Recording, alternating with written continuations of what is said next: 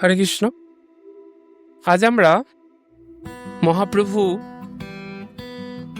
কত করুণা নিধান মহাপ্রভুর আমরা লীলা শ্রবণ করব।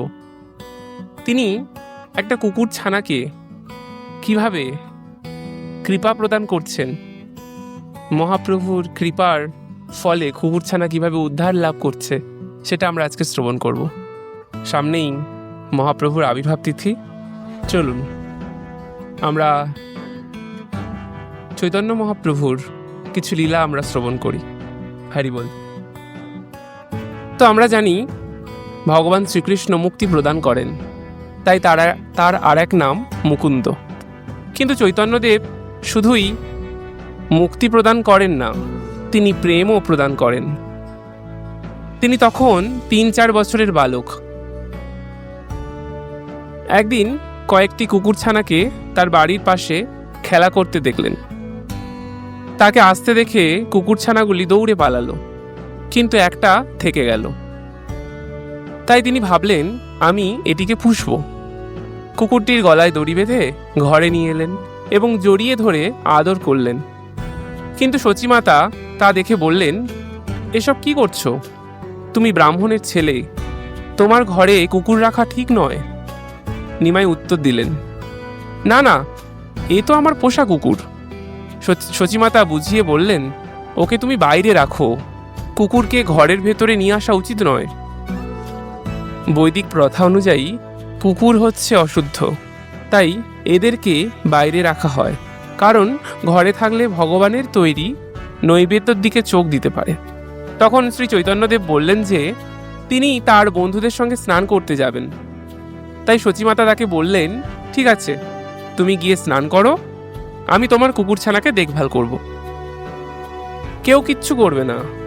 শ্রী চৈতন্যদেব গঙ্গায় স্নান করতে গেলেন। ইতিমধ্যে কুকুরছানাটির মা তার বাচ্চা খুঁজতে বাড়িতে এলো। সচিমাতা তখন স্বস্তি পেলেন। তিনি কুকুরটিকে রাখতে চাইছিলেন না। গৌরসুন্দর ফিরে এসে জিজ্ঞাসা করলেন, আমার কুকুরছানা কোথায়? সচিমাতা বললেন, তোমার বন্ধুরা হয়তো ওকে ছেড়ে দিয়েছে। ইতিমধ্যে নগরীর আর এক পাশে সেই কুকুরছানাটি লাফাতে লাগলো আর বলতে লাগলো, হরি বল, হরি বল। ততক্ষণে তাকে ঘিরে লোকজনের ভিড় জমে গেছে। কুকুরছানাটি ভূমিতে গড়াগড়ি খাচ্ছিল।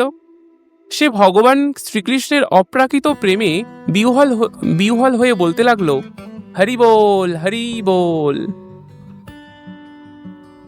ভূমিতে গড়াগড়ি দিতে দিতে কুকুরছানাটি দেহত্যাগ করল। তার হৃদয় থেকে একটি স্ফুলিঙ্গ বেরিয়ে এলো। তখন আকাশ থেকে একটি দিব্য জ্যোতি নেমে এলো, যা ছিল ভগবান বিষ্ণুর একটি দিব্য বিমান।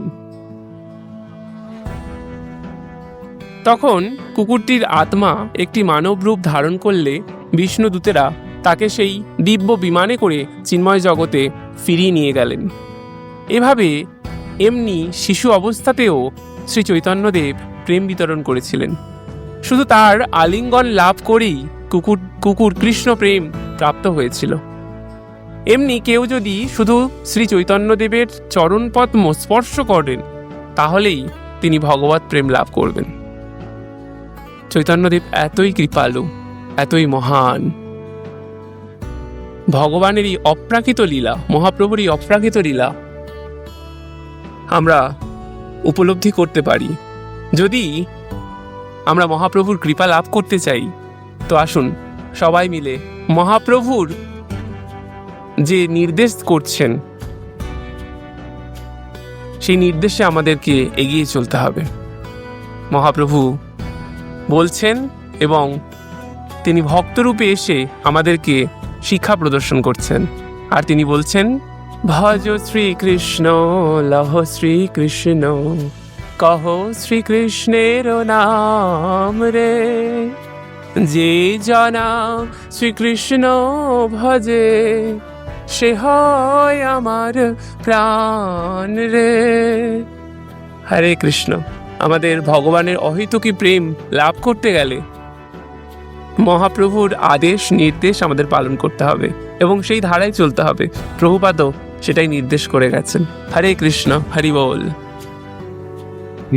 আমাদের ভক্তিমনাথ ঠাকুর যেমন গান গেয়েছেন, রাধা কৃষ্ণ বলো বলো বলো রে সবাই, এই শিক্ষা দিয়া স্বপ্ন দিয়া ফিরছে নেচে গৌরনীতা।